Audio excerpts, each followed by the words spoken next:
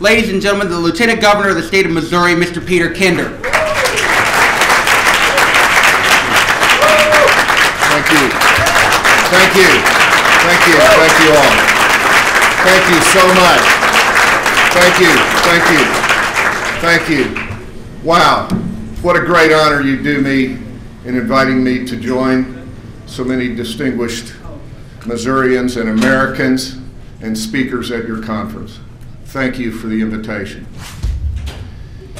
You know, in thinking about what I might say here in a brief 5-minute time, I was reflecting on the time we're living through. It's an extraordinary time. We've had this magnificent, grand experiment in Keynesian failure the last 2.5 years. The manifest failure, the failure of Keynesian economics in its grandest, almost $1 trillion experiment is manifest to all. We had, on top of the nearly $1 trillion failed stimulus, we had cash for clunkers and cash for caulkers and promised green jobs that have not materialized and shovel-ready jobs that never existed. But what I wanted to focus on was what I think you all can do to make the biggest difference of all. We meet here in a city, or just outside the geographic boundaries of a city, that along with Detroit has suffered the largest absolute population loss and the largest percentage population losses of any city in the country. When my father graduated from medical school in this city in the 40s, St. Louis was home to 856,000 people, and today the census that came out this spring was 319,000. I tell that to audiences around the country and across the country, and they just gasp, as you sort of gasped. We meet in one of the great failures of left-wing liberal ideology, and nowhere is that failure more manifest than in the public school system in our urban centers. And in my home state of Missouri, we have two of the, sadly, most dysfunctional urban school systems in America. And the biggest reason for the flight of people out of the city of St. Louis is young families leaving, and this is young families who are white, black, brown, yellow, any color. Anyone who can get out, does get out. And that is the biggest reason for the flight out of the city. And the answer is the great healing, and answer certainly, I think the answer is the great healing that could come through the school choice movement. And I hope you're part of it. I hope you're part of it. Because, ladies and gentlemen, whether you ever thought so before, this is one we can win. This is one we can win. People have come to realize that trapping minority children, and it's overwhelmingly minority children, in a one-size-fits-all urban school system that is bureaucratized and thoroughly unionized from top to bottom by monopoly providers of labor, concerned about their own jobs and benefit packages more than they are about delivering education to the children who desperately need it. That is a form of institutionalized child abuse. And those of us who are 20-year champions of school choice like I am and like some of the other folks are here tonight, know that school choice could be a great healing, and no city needs it more than St. Louis, and no city needs it more than Kansas City to take the two in this country I'm most familiar with. Now, to enter on this battle, you will be called all kinds of names. You will be slandered. You will have lies told about you. Get ready for it. Gird your loins with prayer and be ready for the battle, because it will come. You will be called an enemy of the public school system for seeking alternatives to this failed system designed 150 years ago when America was an agrarian society that is not suitable for the 21st century.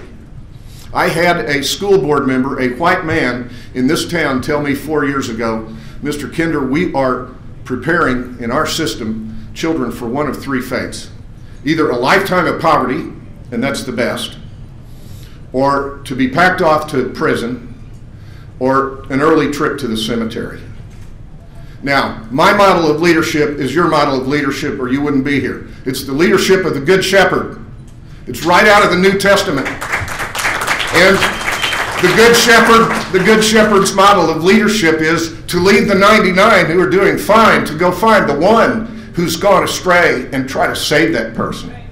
And that's why I've been involved in stuff like the Amachi mentoring program for children and parents who are in prison, which we've expanded hugely in Missouri. And that's why school choice is the right policy for the right reasons. The children, remember the kids? It should be about the kids.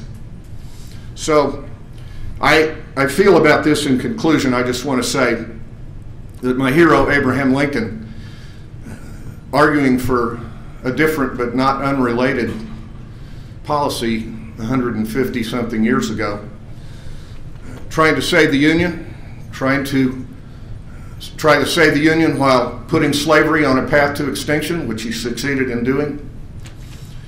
He said, I am nothing. He stood before a crowd and said, I am nothing. I'm one person. And I adopt those words for me today. I am nothing. Forget me. Do with me what you will. Slander me, attack me, do with me what you will. But I would rather be assassinated on this spot, Lincoln said, than surrender this principle that we're fighting for to save children. So as you get ready to enjoy great American leaders like Star Parker, what she has to say, and the others, I will leave you with this, some inspirational words from my hero, Winston Churchill. His favorite words of poetry. They were recited at his funeral. The lines, it's just 8 lines from a poem called Say Not, the Struggle Naught Availeth. And there are 2 images in these 8 lines that dominate this whole section of the poem.